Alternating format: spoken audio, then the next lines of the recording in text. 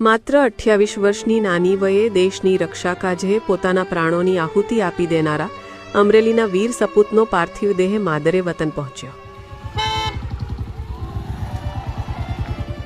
લાઠીના ધામેલ ગામના શહીદ જવાન મેહુલભાઈ ભુવા 18 સપ્ટેમ્બરના રોજ કાશ્મીરમાં ફરજ બજાવતા શહીદ થયાના સમાચારથી આખો પંથક શોકમાં ડૂબી ગયો હતો.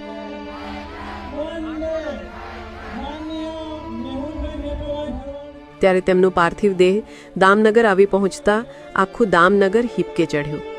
દામનગરની MP મહેતા વિદ્યાલયના પટાંગણમાં ધારાસભ્યો, સાંસદો સહિત હજારો લોકો વીર જવાનને શ્રદ્ધાંજલિ આપવા ઉમટ્યા. દામનગરની જનતાએ વંદે માતરમ, ભારત માતા કી જયના નારા, હાથમાં તિરંગા અને ભીની આંખે શહીદ જવાનને ભાવાંજલિ અર્પણ કરી.